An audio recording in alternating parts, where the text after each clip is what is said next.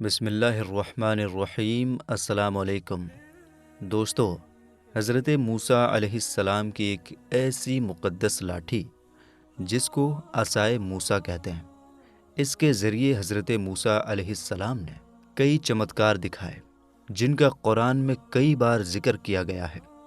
یہ مقدس لاٹھی بہت پرانی ہے جس سے سینکڑوں ایتہاسک کہانیاں جڑی ہوئی ہیں، جن میں سیکھ اور نصیحت کے ہزاروں سبق ایسے ہیں جیسے چمکتے ہوئے تارے، جن سے سمجھدار لوگوں کو سمجھ اور صحیح راستے کی روشنی ملتی ہے۔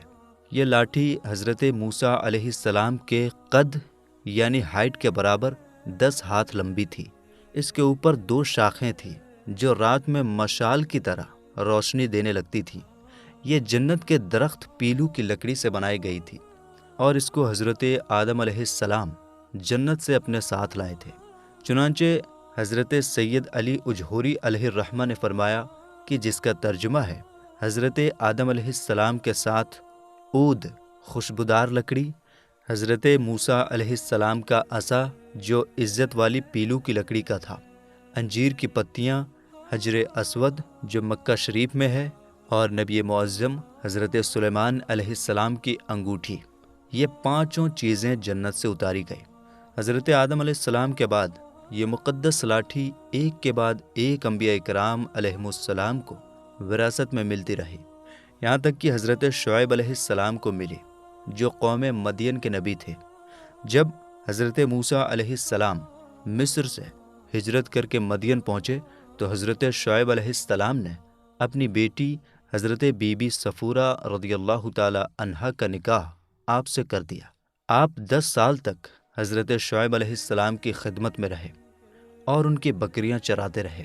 اس وقت اللہ تعالیٰ کے حکم کے مطابق حضرت شعیب علیہ السلام نے آپ کو یہ مقدس لاٹھی عطا کی۔ پھر جب آپ اپنی بیوی کو ساتھ لے کر مدین سے مصر اپنے وطن کی طرف روانہ ہوئے اور مقدس وادی طویٰ میں پہنچے تو اللہ تعالیٰ نے اپنی تجلی سے آپ کو نوازا اور آپ کو نبوت، پیغمبری کا اونچا مقام عطا کیا۔ اس وقت اللہ تعالیٰ نے آپ سے جس طرح کلام فرمایا، قرآن مجید نے اس کو اس طرح بیان فرمایا کہ جس کا ترجمہ ہے، اور یہ تیرے داہنے ہاتھ میں کیا ہے اے موسیٰ؟ عرض کی، یہ میرا عصا ہے، میں اس پر تکیہ، ٹیک و سہارا لگاتا ہوں اور اس سے اپنی بکریوں پر پتے جھاڑتا ہوں، اور میرے اس میں اور کام ہیں۔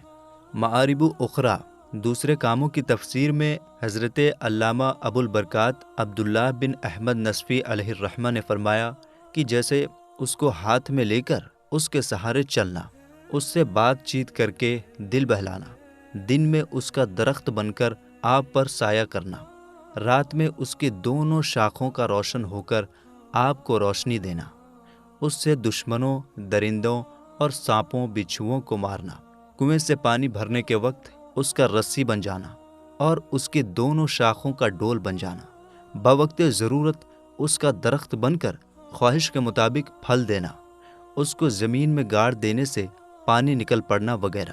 میرے دوستو، حضرت موسیٰ علیہ السلام اس مقدس لاٹھی سے بتائے گئے کام کرتے رہے، لیکن جب آپ فرعون کے دربار میں ہدایت دینے گئے اور اس نے آپ کو جادوگر کہہ کر جھوٹا ٹھہرایا تو اس لاٹھی کے ذریعے کئی بڑے معجزات یعنی چمتکار دکھائے گئے۔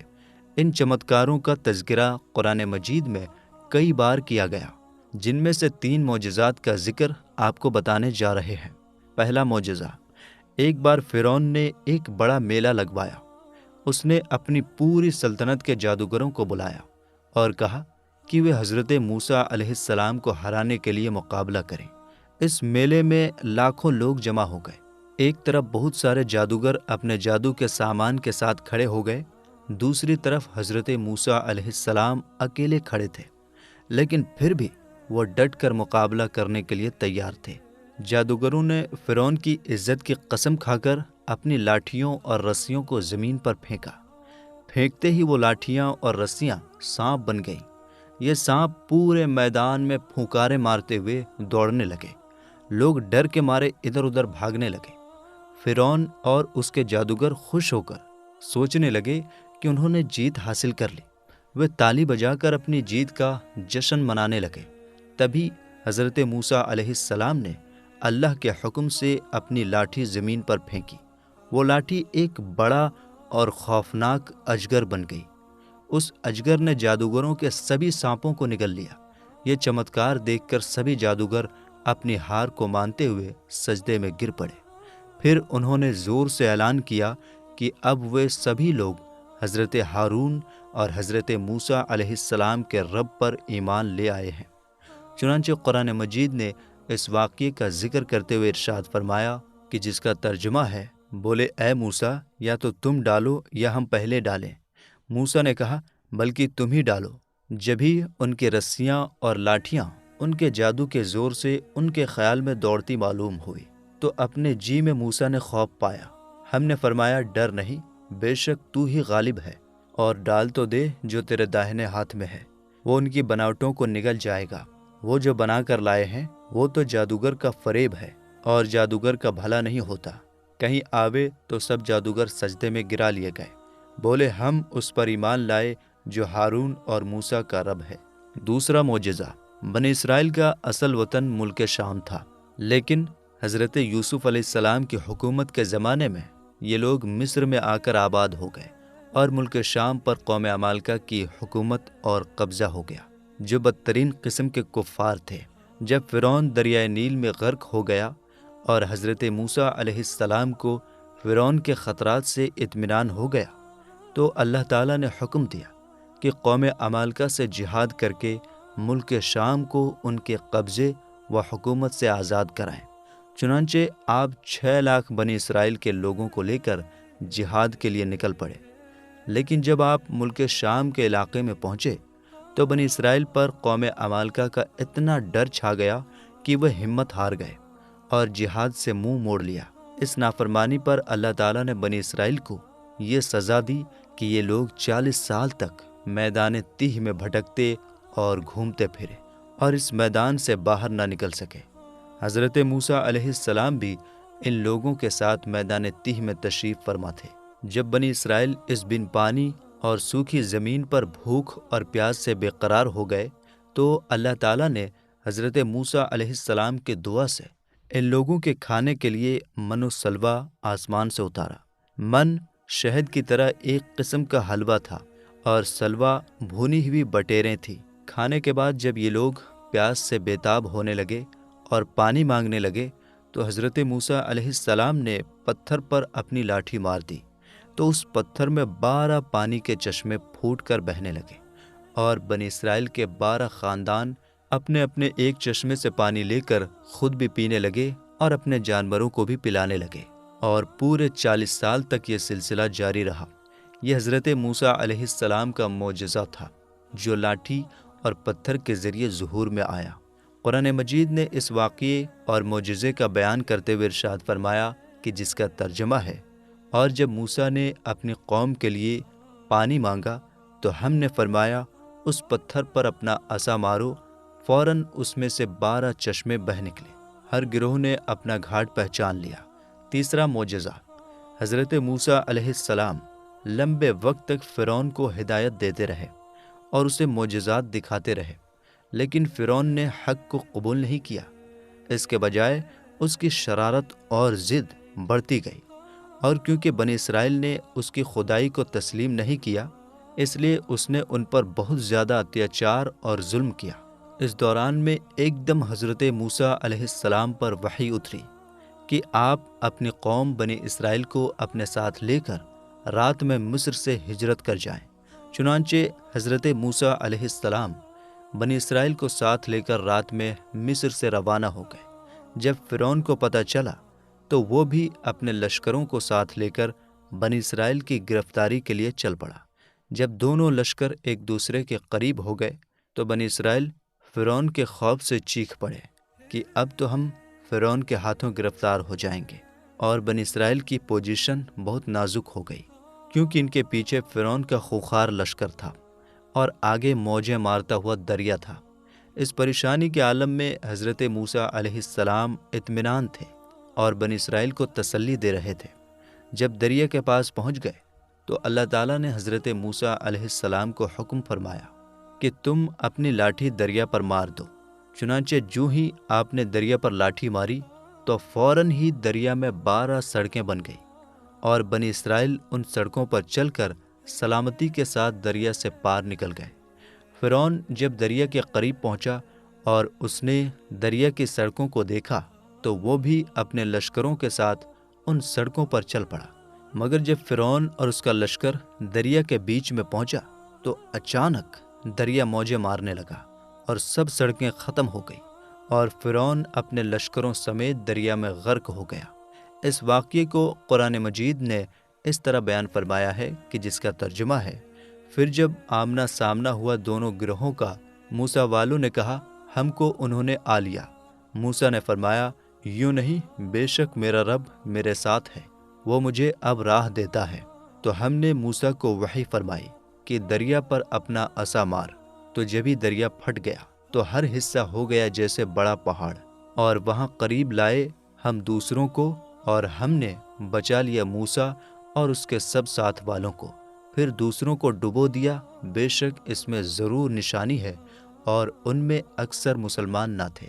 یہ حضرت موسیٰ علیہ السلام کی پاک لاٹھی کے ذریعے ہونے والے 3 بڑے معجزات ہیں جنہیں قرآن پاک نے کئی بار بتایا ہے تاکہ لوگ ان سے سیکھیں اور ہدایت حاصل کریں۔ واللہ تعالی عالم۔ دوڑنے والا پتھر، یہ 1 ہاتھ لمبا اور 1 ہاتھ چوڑا چوکور پتھر تھا جو ہمیشہ حضرت موسیٰ علیہ السلام کے جھولے میں رہتا تھا۔ اس پاک پتھر کے ذریعے حضرت موسیٰ علیہ السلام کے 2 چمتکار دکھائی دیے جن کا ذکر قرآن میں بھی کیا گیا ہے۔ پہلا معجزہ، اس پتھر کا پہلا عجیب کارنامہ جو اصل میں حضرت موسیٰ علیہ السلام کا معجزہ تھا، وہ اس پتھر کا سمجھداری سے لمبی دوڑنا ہے، اور یہی معجزہ اس پتھر کے ملنے کی تاریخ ہے۔ اس کا پورا واقعہ یہ ہے کہ بنی اسرائیل کا یہ عام طریقہ تھا کہ وہ بالکل ننگے ہو کر لوگوں کے بیچ نہاتے تھے، مگر حضرت موسیٰ علیہ السلام اسی قوم کے ایک فرد تھے اور اسی ماحول میں پلے بڑھے تھے، لیکن اللہ نے انہیں نبوت اور رسالت کی بہت بڑی عزت بخشی تھی، اس لیے ان کی نبوت کی شان اس طرح کی بے حیائی کو بھلا کیسے گوارا کر سکتی تھی؟ حضرت موسیٰ علیہ السلام بنی اسرائیل کی اس بے حیائی سے ناراض تھے، اس لیے وہ ہمیشہ یا تو اکیلے نہاتے تھے یا پھر کپڑے پہن کر نہاتے تھے۔ جب بنی اسرائیل نے دیکھا کہ حضرت موسیٰ علیہ السلام کبھی بھی ننگے ہو کر غسل نہیں فرماتے تو کچھ ظالموں نے ان پر جھوٹا الزام لگا دیا۔ ان کا کہنا تھا کہ حضرت موسیٰ علیہ السلام کے بدن پر کوئی سفید داغ یا ایسی کوئی خامی ہے جسے وہ چھپاتے ہیں، اس لیے وہ کبھی برہنہ نہیں ہوتے۔ اس جھوٹے الزام کا اتنا پرچار کیا گیا کہ یہ بات ہر گلی اور بازار میں پھیل گئی۔ اس جھوٹی بدنامی سے حضرت موسیٰ علیہ السلام کو بہت دکھ ہوا اور وہ بہت پریشان ہو گئے، لیکن اللہ تعالیٰ اپنے پیارے پیغمبر کے اس دکھ کو کیسے گوارا فرماتا؟ اللہ کو یہ کیسے پسند آتا کہ اس کے ایک مبارک رسول پر کوئی جھوٹا الزام لگائے؟ خدا نے حضرت موسیٰ علیہ السلام کی پاکی کو ثابت کرنے کا ایسا طریقہ بنا دیا کہ تھوڑی ہی دیر میں بنی اسرائیل کے جھوٹے الزام اور شک و شبہات دور ہو گئے، اور حضرت موسیٰ علیہ السلام کی پاکی اتنی صاف اور روشن ہو گئی کہ وہ سورج سے بھی زیادہ چمکنے لگی۔ ہوا کچھ ایسا کہ ایک دن حضرت موسیٰ علیہ السلام پہاڑوں کے بیچ چھپے ہوئے پانی کے ایک چشمے کے پاس نہانے کے لیے گئے۔ وہاں انہوں نے دیکھا کہ آس پاس کوئی انسان نہیں تھا۔ آپ اپنے تمام کپڑوں کو ایک پتھر پر رکھ کر اور بالکل برہنہ بدن ہو کر غسل فرمانے لگے۔ غسل کے بعد جب آپ لباس پہننے کے لیے پتھر کے پاس پہنچے تو کیا دیکھا کہ وہ پتھر آپ کے کپڑوں کو لیے ہوئے سرپٹ بھاگا چلا جا رہا ہے۔ یہ دیکھ کر حضرت موسیٰ علیہ السلام بھی اس پتھر کے پیچھے پیچھے دوڑنے لگے کہ یعنی اے پتھر میرا کپڑا، اے پتھر میرا کپڑا، مگر یہ پتھر برابر بھاگتا رہا، یہاں تک کہ شہر کی بڑی بڑی سڑکوں سے گزرتا ہوا گلی کوچوں میں پہنچ گیا، اور آپ بھی برہنہ بدن ہونے کی حالت میں برابر پتھر کو دوڑاتے چلے گئے۔ اس طرح بنی اسرائیل کے ہر چھوٹے بڑے نے اپنی آنکھوں سے دیکھ لیا کہ سر سے پاؤں تک آپ کے مقدس بدن میں کہیں بھی کوئی عیب نہیں ہے، بلکہ آپ کے جسم اقدس کا ہر حصہ حسن و جمال میں اس قدر نقطۂ کمال کو پہنچا ہوا ہے کہ عام انسانوں میں اس کی مثال تقریباً محال ہے۔ چنانچہ بنی اسرائیل کے ہر فرد کی زبان پر یہی جملہ تھا کہ یعنی خدا کی قسم موسیٰ بالکل ہی بے عیب ہیں۔ جب اس پتھر نے پوری طرح سے حضرت موسیٰ علیہ السلام کی پاکی کا اعلان کر دیا تو وہ خود بخود رک گیا۔ پھر آپ علیہ السلام نے جلدی سے اپنا لباس پہنا اور اس پتھر کو اٹھا کر اپنے جھولے میں رکھ لیا۔ اللہ تعالیٰ نے اس واقعے کا ذکر قرآن مجید میں اس طرح بیان فرمایا کہ جس کا ترجمہ ہے، اے ایمان والو، ان جیسے نہ ہونا جنہوں نے موسیٰ کو ستایا، تو اللہ نے اسے بری فرما دیا اس بات سے جو انہوں نے کہی، اور موسیٰ اللہ کے ہاں آبرو والا ہے۔ دوسرا معجزہ، میدان تیہ میں اسی پتھر پر حضرت موسیٰ علیہ السلام نے اپنی لاٹھی مار دیا تھا تو اس میں سے 12 پانی کے چشمے جاری ہو گئے تھے، جس کے پانی کو 40 سال تک بنی اسرائیل میدان تیہ میں استعمال کرتے رہے، جس کا پورا واقعہ ہم نے آپ کو پہلے ہی بتا دیا۔ میرے دوستو، ہم امید کرتے ہیں کہ آج کی ہماری یہ ویڈیو آپ کو بے حد پسند آئی ہوگی۔ ویڈیو پسند آئی ہو تو لائک اور شیئر کیجیے۔ ملیں گے انشاءاللہ تعالیٰ ایک نئی ویڈیو کے ساتھ۔ السلام علیکم، اللہ حافظ۔